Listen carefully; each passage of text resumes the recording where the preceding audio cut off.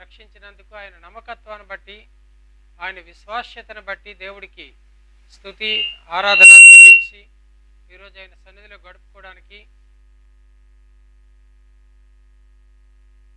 ఇచ్చిన అమూల్యమైన అవకాశాన్ని బట్టి దేవుడికి స్తోత్రాలు చెల్లిద్దాం. అలాగే దేవుడి వాక్యాన్ని మనము విందాం. దానికి ముందుగా ఒక చిన్న ప్రార్థన చేసి ప్రభు యొక్క వర్తమానంలోనికి మనం వెళ్దాం. మహోన్నతుడా యేసు ప్రభు మీ నామానికి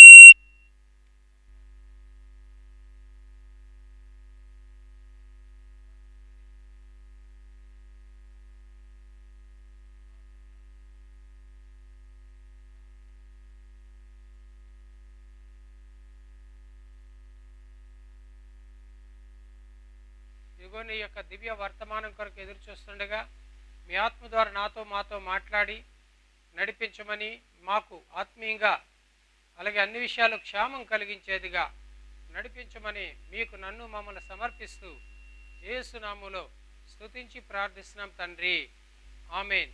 హల్లెలూయా.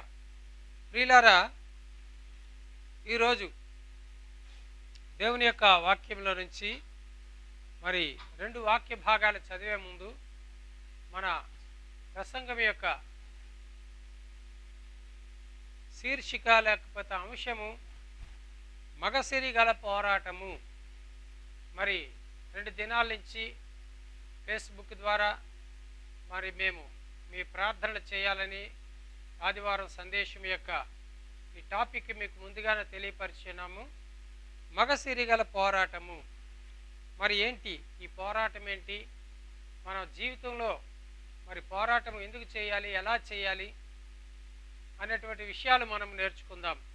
మొట్టమొదటిగా హోషేయ గ్రంథము 12వ అధ్యాయము 3 నుంచి 4 వచనాలు. హోషేయ గ్రంథం 12వ అధ్యాయము 3, 4 వచనాలు చదవండి. హోషేయ గ్రంథము 12వ అధ్యాయము 3, 4 వచనాలు. తల్లి గర్భమందు యాకోబు తన సహోదరుని మడిమను పట్టుకొనెను. మగసిరి కలవాడై అతడు దేవునితో పోరాడెను. అతడు దూతతో పోరాడి జయమొందెను. అతడు కన్నీరు విడిచి అతని బతిమాలెను. బేతేలులో ఆయన అతనికి ప్రత్యక్షమాయెను. అక్కడ ఆయన మనతో మాట్లాడెను. దేవునికి స్తోత్రం. హల్లెలూయా. వీళ్ళారా, ఇక్కడ యాకోబు ఈ యొక్క 3, 4 వచనాల్లో మొదటిగా తల్లి గర్భంలో ఉన్నప్పుడు తన సహోదరుడైన ఏశావుతో పోరాడినట్టుగా చూసి ఉన్నాం. అయితే ఏదొక రకమైన పోరాటం. మరి మనం ఇప్పుడు చెప్పుకోవలసిన పోరాటము యాకోబు మరి దేవదూతతో లేకపోతే దేవునితో పోరాడి జయముందెను. ఈ పోరాటం గురించి ఇక్కడ వర్ణిస్తూ ఎలాగ పోరాడాడంట? మగసిరి గలవాడై దేవునితో పోరాడెను. యాకోబు యొక్క పోరాటము మరి హోషేయ గ్రంథంలో ఉచ్చాటన చేయబడింది. మరి హోషేయ గ్రంథంలో చాలామంది ఎఫ్రాయిము అనేటువంటి తెగను గురించి ఎక్కువగా మరి హోషేయ వ్రాస్తూ ఉంటాడు. మరి ఇశ్రాయిల్ అవని ఎఫ్రాయిమీలందరూ దేవుని సంతానం. వారందరూ కూడా తావ తప్పి ఇష్టానుసారంగా ఉండేవారు. మరలా దేవుని మార్గంలోనికి రావడానికి అవకాశం ఉందని ఉద్దేశంతో ఇక్కడ యాకోబు జీవితాన్ని చూపించి హెచ్చరిక చేస్తూ ఉన్నాడు. మనము ఆదికాండము 32వ అధ్యాయము 24 నుంచి 28 వచనాలు చూస్తే యాకోబు యొక్క దేవునితో పోరాటము మరి వివరం అక్కడ కనిపిస్తుంది, అలాగే ఇక్కడ కూడా కనిపించి ఉన్నది. ఈ 2 భాగాలను బట్టి కొన్ని విషయాలు మనము నేర్చుకుందాం. ఆదికాండం 32వ అధ్యాయము 24 నుంచి 28 వచనాలు. యాకోబు ఒకడు మిగిలిపోయెను. ఒక నరుడు తెల్లవారు వరకు అతనితో పెనుగులాడెను. తాను అతని గెలవకుండుట చూచి తొడగూటి మీద అతన్ని కొట్టెను. అప్పుడు అతడు ఆయనతో పెనుగులాడుట వలన యాకోబు తొడగూడు వసిలెను. ఆయన తెల్లవారుచున్నది గనుక నన్ను పోనిమ్మనగా అతడు నీవు నన్ను ఆశీర్వదించితేనే గాని నిన్ను పోనీయనెను. ఆయన నీ పేరేమని అడుగగా అతడు యాకోబు అని చెప్పెను. అప్పుడు ఆయన నీవు దేవునితోనూ మనుషులతోనూ పోరాడి గెలిచితివి గనుక ఇక మీదట నీ పేరు ఇశ్రాయేలే గాని యాకోబు అనబడదని చెప్పెను. దేవుడికి స్తోత్రం, హల్లెలూయా. యాకోబు యొక్క పోరాట వివరము ఆదికాండము 32 అధ్యాయము 24 నుంచి 28 వచనం వరకు ఉంది. అలాగే హోషేయ గ్రంథము మరి 12 అధ్యాయము 4 వచనంలో మనం చదువుకుని ఉన్నాము. ప్రియులారా, పాత నిబంధనమని కొత్త నిబంధనమని చాలామంది భక్తులు వారి జీవితాల్లో పోరాడారు. పోరాటం అంటే జ్ఞాపకం చేసుకోవాలి, మరి లోక సంబంధమైన పోరాటం కాదు. లోక సంబంధమైన పోరాటం కాదు. లోక సంబంధులు పాపము కొరకు, డబ్బు కొరకు, వాటాల కొరకు హత్యలు చేస్తారు, మరి రక్తము చిందించినట్టుగా పోరాడుకుంటారు. ఆ పోరాటం గురించి కాదు, కానీ ఇది ఆత్మీయ పోరాటం. ఈ పోరాటం అనేది బైబిల్లో మరి చాలా ఉన్నాయి. మరి తర్వాత మీరు చదువుకుంటే చదువుకోవచ్చు, కానీ మరి 2 తిమోతి 4 అధ్యాయం 7-8 వచనాలు చూస్తే పౌలు మంచి పోరాటము పోరాడుతున్న మాట అంటాడు. ఆయన ఎవరి కొరకు దాదాపు 40 సంవత్సరాలు ఆయన సేవ చేశాడు. మరి ఫ్రమ్ ద బిగినింగ్ మరి అంటిల్ ఎండ్, అంటే చనిపోయినంత వరకు 40 సంవత్సరాలు దాదాపుగా సేవ అంతా, పోరాటం అంతా నేను మంచి పోరాటం పోరాడాను అంటూ ఆ పోరాటంలో తన వ్యక్తిగత విషయాల కొరకు పోరాడలేదు, కానీ తన జనులవని అన్యజనులవని రక్షణ కొరకు, ఆత్మల కొరకు పోరాడాడు. ఎందుకంటే సువార్త ప్రకటన అనేది మరి సాతాను బంధకాలను ప్రజలకు చెప్పి ఆ చీకట్లో ఉండేవారిని వెలుగులోకి తీసుకొచ్చే సువార్త ప్రకటన అనేది చాలా ధైర్య సాహసాలతో చేసింది, భారముతో చేసింది, మరి ప్రసవ వేదనతో చేసిన పరిచర్య. అదొక పోరాటమే. ఆ పోరాటాన్ని ఏకదీక్షతో 40 సంవత్సరాలు చేశాడు ఆయన పౌలు గారు చేసిన పోరాటము ఆత్మల కొరకై పోరాటం చేసిన పోరాటం. రెండవది 1 సమూయేలు మరి 1 అధ్యాయము అలాగే 2 అధ్యాయం చూస్తే హన్నా పోరాటం. హన్నా దేనికోసం పోరాడిందంటే సంతానము కొరకు. ఆమె మొదటి నుంచి గుడ్రాలుగా ఉన్నది. ఒక గుడ్రాలంటే సంతానం విషయంలో మూయబడిన గర్భం. అది సంతానము కనుటకు యోగ్యత లేకపోతే దానికి శాస్త్రీయమైన అర్హతలు లేని గర్భము సంతానము కనుటకు యోగ్యమైనదిగా మార్పు రావాలంటే దేవుడు గర్భఫలము యెహోవా ఇచ్చు బహుమానం, ఆయన ఇచ్చిన దానము బహుమానం. ఇవన్నీ గర్భఫలము నీకు ఇవ్వాలంటే ఒకవేళ వైద్యులు లేకపోతే ఏదో సాధనాలు చేయొచ్చు, కానీ వాటి వల్లే రాదు. దేవుడు ఇవ్వాలి, దేవుడు దర్శించాలి. అది పొందుకోవడానికి చరిత్రను తిరగరాసి ఆమె మీద ఉన్నటువంటి అనేక సంవత్సరాల గుడ్రాలుతనము పోగొట్టుకొని ఒక పిల్లలను కనే సంసారిగా అవ్వడానికి ఆవిడ పోరాటము 1 సమూయేలు గ్రంథము 1 అధ్యాయం 10 నుంచి 17 వచనాలు మనకు అక్కడ కనిపిస్తాయి. అది హన్నా పోరాటము, సంతానం కొరకు పోరాడే పోరాటం. వీళ్ళారా మరొకటి మరి నీనివే పట్టణస్థులు పోరాడారు. యోనా గ్రంథంలో చూస్తే వారు ఎలాగండి, దాదాపు మరి లక్షల కొలది 1,80,000 మంది జనాభా, మరి నేల మీద రాజు దగ్గర నుంచి మరి కింద ఉండే వ్యక్తి వరకు పశువులు ఒంటెలు అన్నీ కూడా మరి నేల మీద కూర్చొని పాపములు ఒప్పుకుంటూ దేవుడి యొక్క దయ కొరకు పోరాడారు. ఆ పోరాటం వారి స్వకీయ రక్షణ కొరకు. తర్వాత మరి అబ్రహాము ఆదికాండం 19 అధ్యాయంలో 13వ వచనం చూస్తే మరి అక్కడ పోరాడాడు. ప్రార్థనా పోరాటం ఎవరి కొరకు? సొదొమ గొమొర్రా పట్టణముల కొరకు, అలాగే లోతు కుటుంబం కొరకు పోరాడాడు. అది మరి సొదొమ గొమొర్రాలను గుర్చిన మొర గొప్పది అంటాడు దేవుడు. ఎందుకొరకు ఆ పోరాటం? ఆ యొక్క సొదొమ గొమొర్రాలు రక్షించబడాలి, అలాగే లోతు కుటుంబం రక్షించబడాలన్నటువంటి మరొకరి కొరకు చేసిన పోరాట ప్రార్థన అది.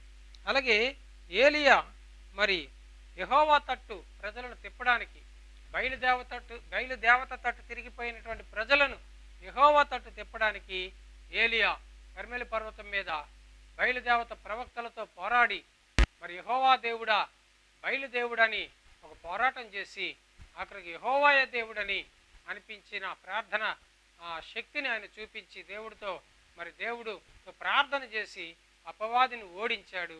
అదొక పెద్ద పోరాటం. అలాగే హిజ్కియా రాజు యెషయా గ్రంథం 38 అధ్యాయంలో చూస్తే 5వ వచనంలో గోడ తట్టు కన్నీళ్లు విడిచి ప్రార్థన చేస్తాం. ఎందుకంటే మరి దినముల మధ్యకాలములో వయసు రాకముందే మరణిస్తావని దేవుడు చెప్పాడు ఆయన చేసిన ఒక పాపం వల్ల. అయితే మరల పాపమును ఒప్పుకొని దేవునితో సమాధానపడి ఆయుష్ కావాలని అడిగితే ఆయుష్ కొరకు ప్రార్థన చేసిన 15 సంవత్సరాలు మళ్ళీ ఆయుష్నిచ్చాడు. ఇలాగా చెప్పుకుంటూ పోతే బైబిల్ గ్రంథంలో చాలామంది భక్తులు పోరాటం, అలాగే దేవుడు ఎఫెసీ పత్రిక 6వ అధ్యాయంలో సర్వాంగ కవచాన్ని ధరించుకొని దురాత్మల సమూహముతో అలాగే అంధకార శక్తులతో ఆటంకాలతో పోరాడమని సంఘానికి కూడా దేవుడు చెప్పాడు. ప్రియులారా, ఇవన్నీ భూమి మీద మనుషులు ఉన్నప్పుడు పోరాడాలి. దేవుని బిడ్డలు, మరి ముఖ్యంగా దేవుని బిడ్డల యొక్క జీవితం ఈ లోకంలో పోరాటాలతో వెళ్ళవలసినది. వ్యక్తిగత అవసరాలవని, సంఘం యొక్క అవసరాలవని, సమాజం కొరకు అవని, లేకపోతే ప్రపంచం కొరకు అవని, లేకపోతే మనకు సంబంధం లేని వ్యక్తుల కొరకు, బంధకాల్లో ఉండేవారి కొరకు, దీర్ఘకాల వ్యాధులతో ఉండేవారి కొరకు, అనేక విషయాల కొరకు పోరాటం చేస్తే కానీ ఏమీ సంపాదించలేము. ఆ పోరాటము ఎవరు నేర్పుతారు మనకంటే దేవుడే నేర్పుతాడు. 147వ కీర్తన అనుకుంటాను చూడండి. దావీదుకి దేవుడు మరి ప్రార్థన పోరాటాన్ని నేర్పినట్టుగా మనం చూస్తూ ఉంటాం. కీర్తన 147 1వ వచనం. యెహోవాను స్తుతించుడి. 144 నాకు ఆశ్రయదుర్గమగు యెహోవా సన్నుతింపబడును గాక. ఆయన నా చేతులకు యుద్ధమును నా వ్రేళ్లకు పోరాటమును నేర్పువాడై ఉన్నాడు. పోరాటము ఒకవేళ రాకపోతే దేవుడు నేర్పుతాడు ఎలాగ పోరాడాలి. ప్రభువా, నేను అనేక విషయాల కొరకు, నీకు ఏ సందర్భం అయితే ఆ సందర్భం కొరకు పోరాడే మనసు, పోరాడే విధానము దేవుని అడుగు, దేవుడు నేర్పిస్తాడు, తప్పకుండా నేర్పిస్తాడు. అలాగే భక్తులు పోరాడి అనేక విషయాలు సాధించారు. ఇక్కడ మనము హోషేయ గ్రంథము 12వ అధ్యాయంలో కానీ, ఆదికాండం 32వ అధ్యాయంలో ఒక మగసిరి కలిగి, ఒక మగసిరి గల పోరాటమును యాకోబు చేసినట్టుగా దేవుడు వాక్యం చెప్తూ ఉంది. ప్రియులారా, మగసిరి గల పోరాటం అనేది ఇక్కడ ఎందుకు అంత మాట రాయబడింది? ఇంగ్లీష్లో as a man he struggled with God or angel అంటాడు. అంటే ఒక మనిషి మగవాడుగా మగతనము కలిగి పోరాడాడు. In he strength he struggled with God. ఆయన బలముతో పోరాడాడని మాటలు మరి ఇంగ్లీష్ బైబిల్లో మనకు ఉంటాయి. కనుక బలముతో, లేకపోతే మగసిరి కలిగి అట్లా మగాడు అంటే ఏదైనా సాధిస్తే వీడు మగాడ్రా అంటారు. అందుకు అది మగతనము, ప్రార్థనలో మగతనము, అంటే ప్రార్థనలో బలము, ప్రార్థనలో సాధించే ఒక పట్టుదల ఉండేటప్పుడు దాన్ని మగసిరి ప్రార్థన అని మాట మనం సంబోధించవచ్చు. ఇక్కడ యాకోబు ఆ విధంగా ప్రార్థన చేశాడు, పోరాడాడు. మరి ఒక్క రాత్రి ఆయన అనేక సంవత్సరాలు, దాదాపుగా 25-30 సంవత్సరాలు ఆయన చాలా దేవుడికి, అంటే దేవుని చిత్తానికి దూరం అయ్యాడు. దేవుడు విడిచిపెట్టలేదు, కానీ దేవుడు చిత్తములో ఉండకుండా వేరే ఒక ట్రాక్, వేరే ఒక మార్గంలో వెళ్ళి పోరాటం, పెద్ద స్ట్రగుల్ అనిపించాడు, పెద్ద బాధ అనిపించాడు, బంధకాలు అనిపించాడు, కష్టం అనిపించాడు, నిజమైనటువంటి శాంతి లేకుండా జీవించాడు. మరి ఆ సందర్భం అంతా బైబిల్ చదువులందరికీ తెలుస్తుంది. యాకోబు తన భార్య, 2 భార్యలు, పిల్లలు అందరూ కలిసి వారి పరివారముతో, సంపదతో లాబానైన పద్దనరాము నుంచి తిరిగి వస్తుండే, హారాను నుంచి తిరిగి వస్తుండగా మరి ఆ కనాను దేశానికి దగ్గర పడుతున్నప్పుడు మరి ఆ యొక్క సమయం, సందర్భం, యబ్బోకు రేవు దాటిపోయే ముందు మరి యాకోబు ఏశావుని మోసము చేసి ఆయన వచ్చాడు కనుక మరి వెళ్ళడానికి ఒక రకమైనటువంటి భయము, ఒక బాధ, లేకపోతే అపరాధ భావము, నలుగుబాటు గత 21-30 సంవత్సరాలుగా ఆయన పడుతున్న బాధ ఆయన జీవితాన్ని కొద్దిగా కలవరముగా, అశాంతిగా, అపరాధ భావంతో నింపబడి ఉన్నది. ఇవన్నీ లోపల ఉంచుకొని ఒక ఆలోచన వచ్చింది. నేను ముందుండే రోజులు, ముందుండే నా యొక్క జీవితము ప్రశాంతంగా వెళ్ళాలంటే మరి ఒక్కటే, ఇవన్నీ నన్ను వీడాలంటే అపరాధ భావం కానీ, ఆ గిల్టీ ఫీలింగ్ కానీ, లేకపోతే చేసిన పొరపాట్లు, దోషాలు కానీ, లేకపోతే మనసులోని కలవరాలు కానీ అన్నీ పోగొట్టగలిగిన వాడు దేవుడు ఒక్కడే. దేవుడితో పోరాడతానని చెప్పి ఆయన దగ్గరుండే సంతానము లేదా పరివారమును 3 గుంపులు చేసి వరుసగా పంపించాడు.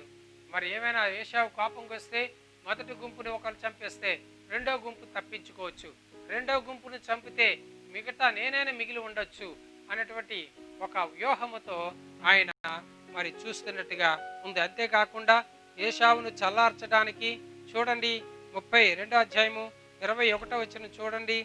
సమాధానము కొరకు ఆయన చేస్తున్న ఒక ప్రయత్నం, అది ఎంతవరకు అవుతాది అవదని తెలియదు కానీ ఒక ప్రయత్నము. 21 అతడు కానుకను తనకు ముందుగా పంపించి తాను గుంపులో ఆరాధించెను. 19వ వచనం అట్లా అతడు నేను ముందుగా పంపుచున్న కానుక వలన అతని సమాధానపరిచిన తర్వాత నేను అతని ముఖము చూచేదనని. ఇప్పుడు ఎవరితో సమాధానం కావాలి ఆయనకి? దేవుడితో సమాధానం కావాలి ఒకటవది. రెండవది తన అన్నతో సమాధానం కావాలి. ప్రియులారా, మనము కూడా మనకి 2 సమాధానాలు కావాలి జీవితంలో. 2 సమాధానాలు ఏది కోల్పోయినా సరే మరి అంతా కలవరంగా ఉంటుంది. ఒకటి దేవునితో సమాధానం, రెండవది మనుషులతో సమాధానం. చూడండి, దేవుడు వాక్యం చెప్తుంది 105వ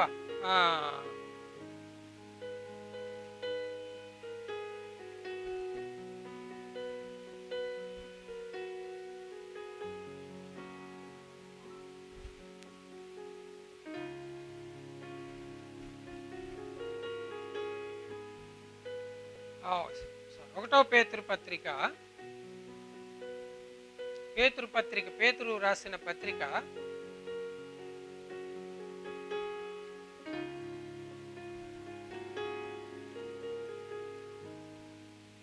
3వ అధ్యాయము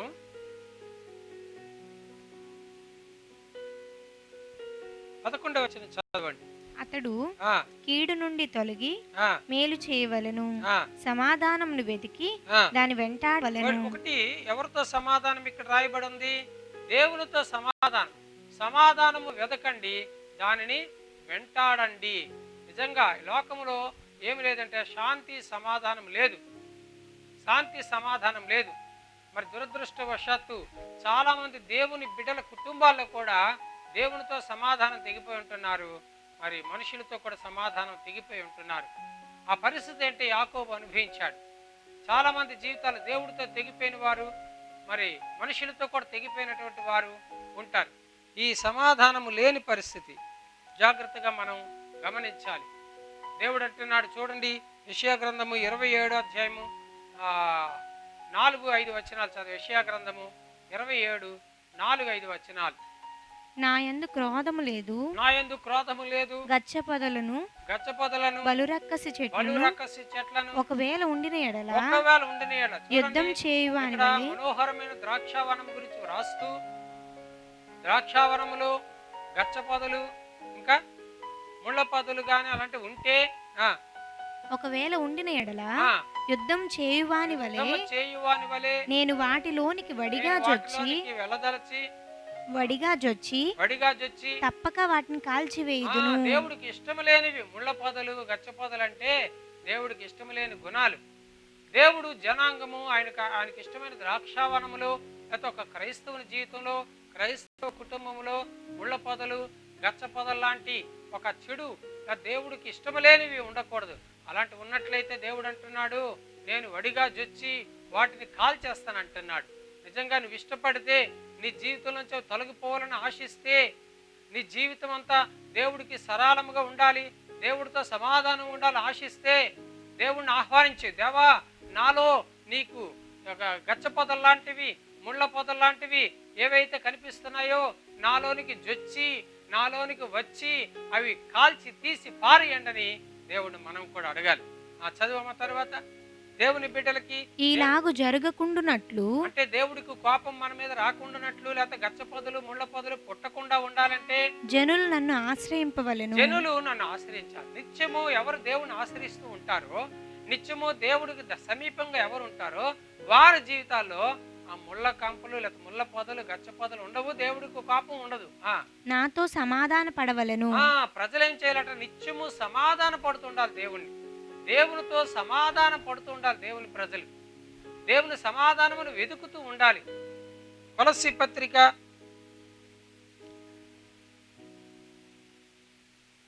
మనం ఎప్పటికప్పుడు చదువుతున్న మాట, కొలస్సీలకు రాసిన పత్రిక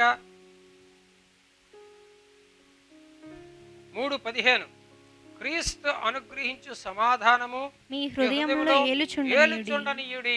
ఇది యేసు ప్రభు మనకు సమాధానం ఇచ్చాడు. ఎప్పుడైతే రక్షించబడ్డామో అప్పుడు పాపము తొలగించే సమాధానం. ఆ సమాధానమును వెంటాడుతుంటే మనము ఆ సమాధానమే ఏలుబడి చేస్తూ ఉంటాం. ఒకవేళ సమాధానం దూరం ఉంటే దేవుడితో సమాధానమును వెదకాలి. దేవుడు సమాధానం మనకు కావాలని అడగాలి. దేవాని సన్నిధి కావాలి, నువ్వు మాతో ఉండాలి, ఆయనతో తెగిపోయి ఉండకూడదు. యాకోబు ఇప్పుడు అదే చేస్తున్నాడు. తొందరపడ్డాడు. 20-25 ఏళ్ళ క్రితము అన్నతో మోసం చేసి మరి సంపాదించుకున్నాడు, కానీ శాంతి లేక, నెమ్మది లేక, ప్రాణం మీద మరి భయముతో పరిగెత్తి పారిపోయాడు. అటువంటివి చేస్తే ఎవరైనా దేవుడికి ఇష్టం లేనటువంటి సంపాదన, దేవుడికి ఇష్టం లేని దోపిడీ, దేవుడికి ఇష్టం లేనటువంటి జీవితంలో సమకూర్చుకుంటే పారిపోవాలి. ఎక్కడ పారిపోయినా దేవుడు పట్టుకున్నాడు, కానీ నశించిపోకుండా శిక్ష అయితే వేశాడు. తన మామ 2 సార్లు మోసం చేసి మరిద్దరి పిల్లలను అంటగట్టి ఏమి ఇవ్వకుండా పంపించాలనుకున్న దేవుడు న్యాయవంతుడు కనుక అన్ని ఇచ్చి పంపించాడు. అయినప్పటికీ తిరిగి వచ్చేస్తుంటే అన్న దగ్గరికి, దేశం దగ్గరికి వెళ్తుంటే ఎలాగుందండి? సమాధానము లేదు తన జీవితంలో. ఇప్పుడు ఆయన గ్రహించాడు. యబ్బోకు ఏటి రేవు దగ్గర యాకోబు యొక్క అనుభవం చాలా గొప్పది, జీవితాన్ని మార్చేసింది. ఏది కోల్పోయాడు అది పొందుకున్నాడు, ఏది కోల్పోయాడు అది పొందుకున్నాడు. ఇప్పుడు జీవితము సమాధానంతో ఏలుబడి చేయబడుతున్నది. దేవుడు నీతో నాతో మాట్లాడుతున్నాడు. నువ్వు చేసిన తొందరపాటు నిర్ణయాలు, నువ్వు తీసుకున్న నిర్ణయాలు, నువ్వు చేసిన పనులు, నువ్వు చేసినటువంటి దేవుడికి ఆయాసకరమైనటువంటి చర్యలు ఏవైతే ఉన్నాయో వాటిని బట్టి నువ్వు సమాధానము దేవుడితో కోల్పోయి, యోధా ఎలాగయ్యాడో, సౌలు ఎలాగయ్యాడో, సమాధానం కోల్పోయినటువంటి వారు జీవితాలు, కయ్యను, వీళ్ళందరూ కూడా సమాధానాలు కోల్పోయిన వారు. దేమా ఎంతోమంది ఉన్నారు. ఆకాను శాపగ్రస్తమైనది దాచి దేవుడికి విరోధమైనటువంటి ఆకాను, మీరందరూ సమాధానాలు కోల్పోయారు. ప్రియులారా, జాగ్రత్తగా ఆలోచించాలి. సమాధానమును దేవుడు ఇచ్చాడు మనకు రక్షించినప్పుడు. సమాధానమును ఏం చేయాలి? వెంటాడుతూ ఉండాలి. సమాధానం ఒకవేళ ఏమైనా తగ్గినట్టు అనిపిస్తే దేవుడి దగ్గర అడుగుతూ ఉండాలి, సమాధానం పడుతూ ఉండాలి. సమాధానమే మనల్ని నిలబడి చేస్తూ ఉండాలి. యాకోబు దేవుడితో సమాధానం వెతకాలి, అన్నతో సమాధానం వెతకాలి. రోమాపత్రిక 12:18 చదవండి. రోమాపత్రిక 12:18. సఖ్యమైతే నీ చేతనైనంత మట్టుకు సమస్త మనుషులతో సమాధానముగా ఉండుడి. ఎవరితో విరోధంగా ఉండకుండా, భార్య అవని, పిల్లలవని, లేకపోతే ఇరుగు పొరుగు ప్రజలు, సంఘము, సమాధానము. సఖ్యమైతే వీలైనంత మట్టుక సమాధానంతో ఉండండి మనుషులందరితో.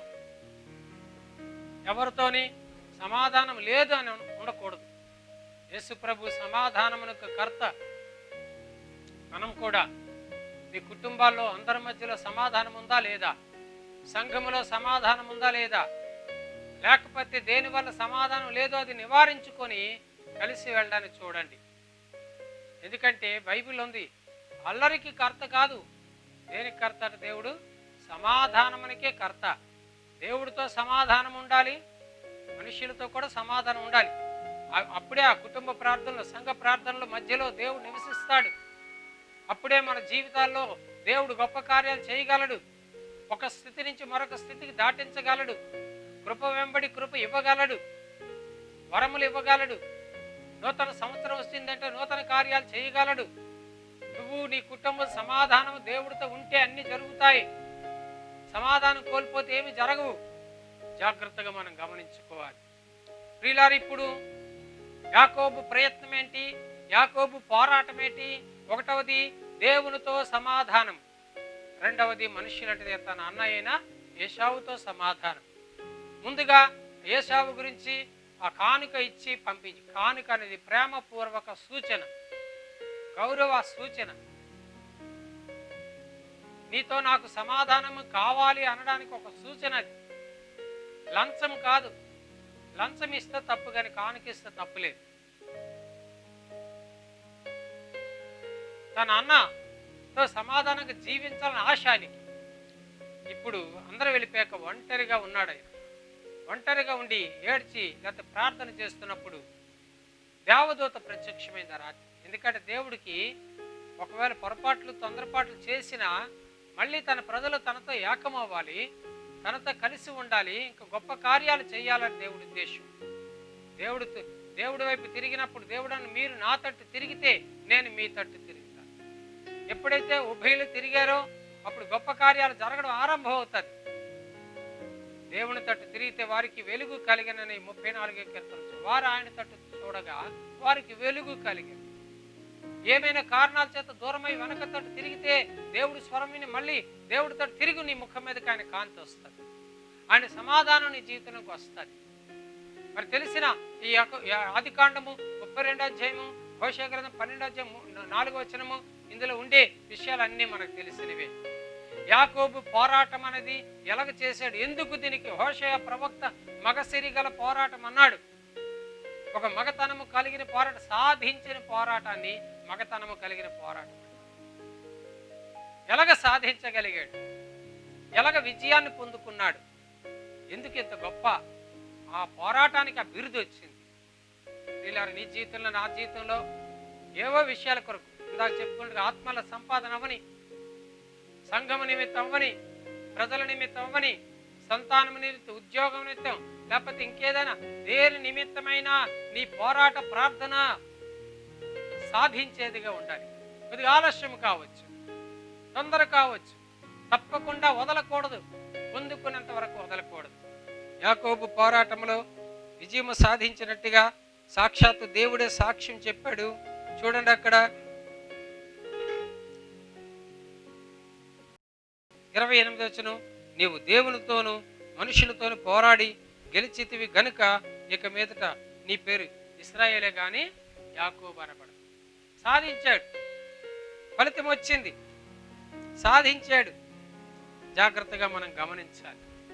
వీళ్ళారా ఏంటి తన పోరాటంలో ఉపయోగించే సాధనాలేంటి, యాకోబు మగసిరి గల పోరాటంలో ఉన్నటువంటి అంశాలేంటి?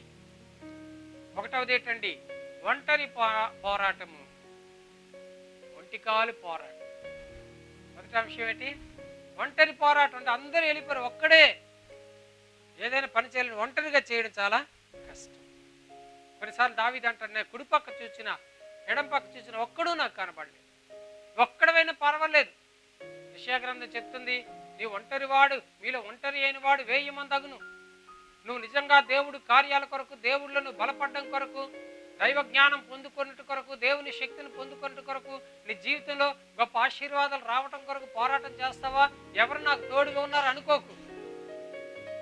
నువ్వు ఒంటరిగా ఉన్న పోరాటం ప్రారంభించు. దేవుడు పరీక్ష పెట్టి ఈ వచనాలు చూస్తాం. యాకోబుకి ఎంత పోరాట పటిముందో, ఎంత పట్టుదల ఉందో చూడడానికి. తొడగూడి మీద కొట్టేశాడట, నడుము పట్టుకున్నాడు దేవదూత నడుము. యాకోబు కదలనివ్వడు. నిజంగా దేవదూత కంటే దేవుడి కంటే గొప్పవాడా యాకోబు? యాకోబుని వదిలించుకోలేడా దేవదూత? వదిలించుకోగల, ఏముంది ఇలాగంటే వెళ్ళిపోతాడు. కానీ దేవదూత నడుము పట్టిన పట్టు దేవుడికి ఇష్టమైన పట్టు అది.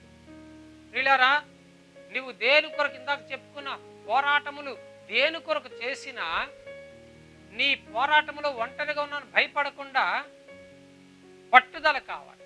యాకోబుల పట్టుదల ఏంటి? రాత్రి నుంచి తొలిజాము నుంచి తెల్లవారుజాము వరకు, అంటే సూర్యకిరణాలు వచ్చినంత వరకు, అంటే ఇంచుమించు ఎన్ని గంటలు అవ్వచ్చు? 8 నుంచి 10 గంటలు తక్కువ ఉండదు. 8 నుంచి 10 గంటల వరకు మనము కొన్నిసార్లు ఆల్ నైట్ ప్రేయర్స్ చేస్తాం. ఆల్ నైట్ ప్రేయర్లో ప్రార్థన చేసిన వారే తెలివేసి ఉంటారు, చాలామంది పడుకుండి పోతారు. ఏకభావం ఉండదు, పట్టుదల ఉండదు, ఏదో ఆల్ నైట్ ప్రేయర్ అన్నట్టుగా ఉంటుంది. యాకోబు అలా కాదు, మెలకువ లేదు. పట్టిన పట్టు 8 గంటలు పట్టిన పట్టు వదలకుండా పోరాటం నన్ను ఆశీర్వదిస్తే కానీ నేను వదలను అనే ఒకే అంశం మీద ప్రార్థన చేయటం అనేది, పట్టుదలతో అడగడం అనేది ఆయన పట్టుదలకు సాదృశ్యం. అది నీవు నేను దేవుడి దగ్గర కూర్చొని పోరాడితే, సేవలో పోరాడితే మనకేం కావాలి తెలుసా? పట్టుదల కావాలి. కొన్నిసార్లు సేవలో కొద్ది రోజుల్లో ఆత్మలు రాకపోవచ్చు. నువ్వేదైనా అడిగావనుకో, కారు అడిగావనుకో, కొద్ది రోజుల్లో రాకపోవచ్చు.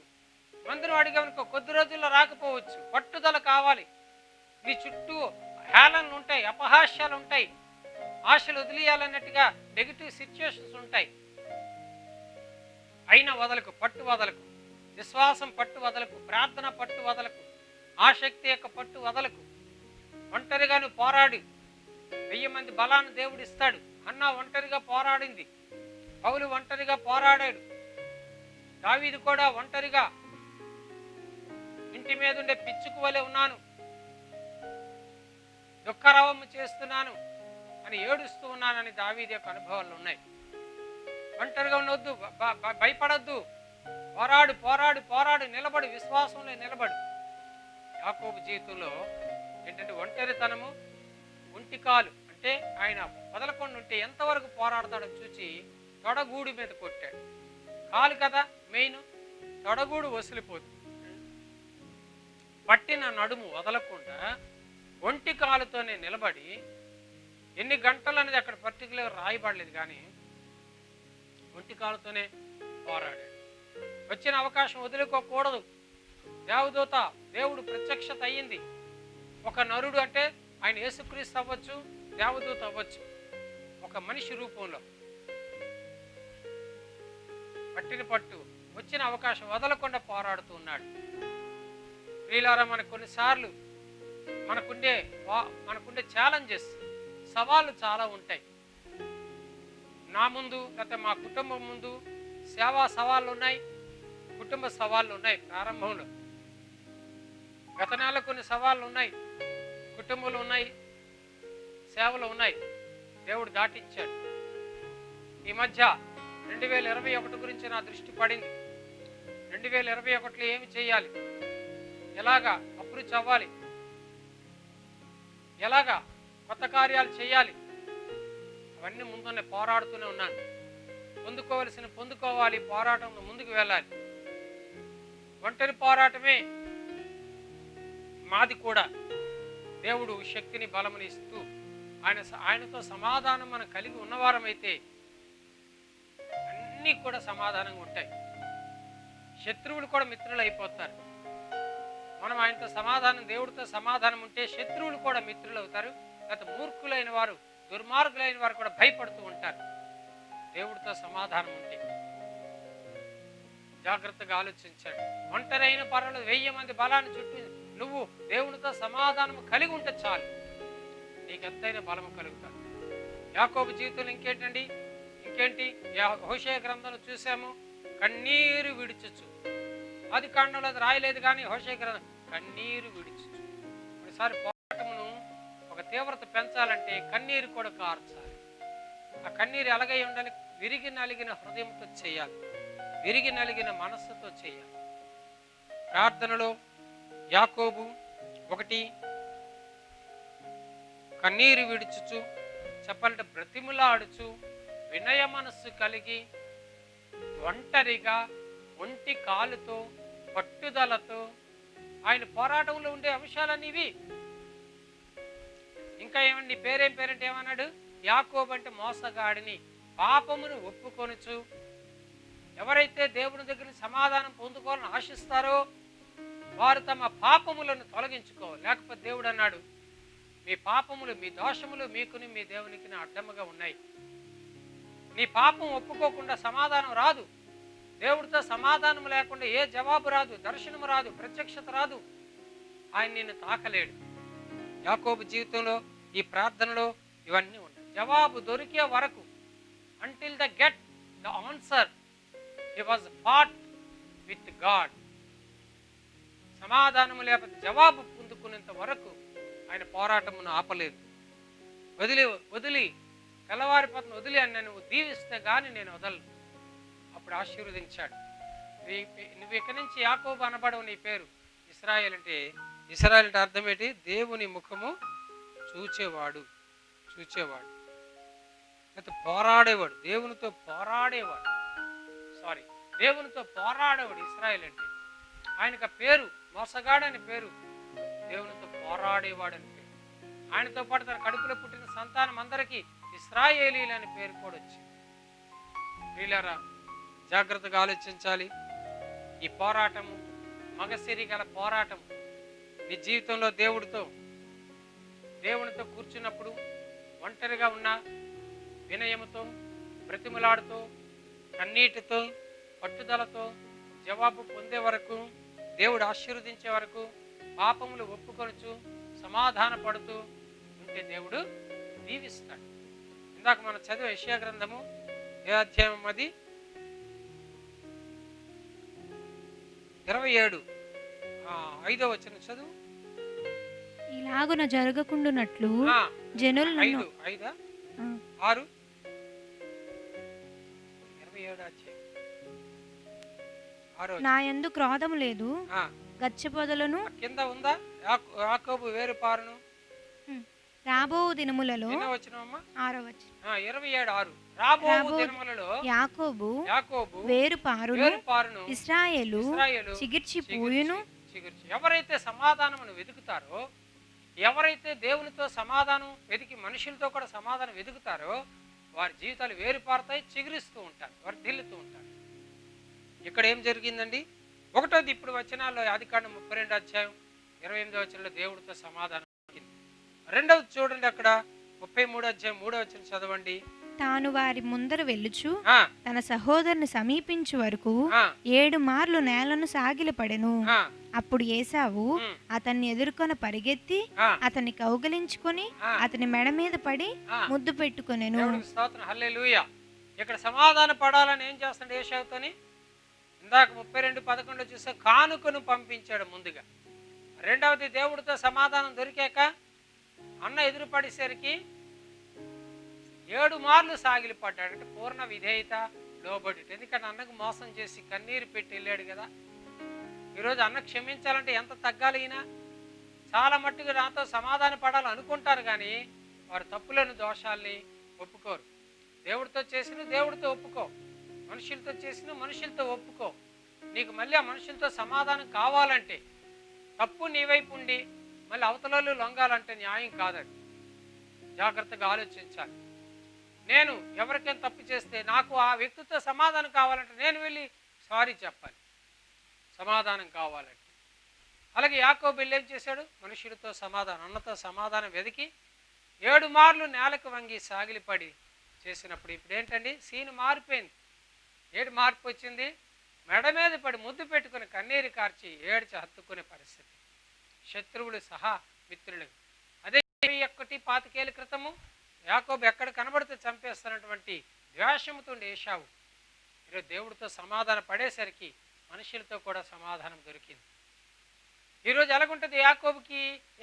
యాకోబు మీద ఏశావు మెడ మీద పడి ముద్దు పెట్టుకొని కన్నీరు కార్చి ఒకటైతే ఎలాగుంటుందండి? అంతకంటే పండగ ఐశ్వర్యం. మరి ఒకటవది దేవుడితో సమాధానం దొరికింది, 2 తన అన్నతో సమాధానం దొరికింది. ఈరోజు విడుదల కలిగింది, ఈరోజు సంతోషము కలిగింది. ఈరోజు అన్ని విషయాల్లో సరళముగా ఆయన జీవిత మార్గం ఉంది. ఇచ్చింది కాపాడుకుంటూ ఉండాలి.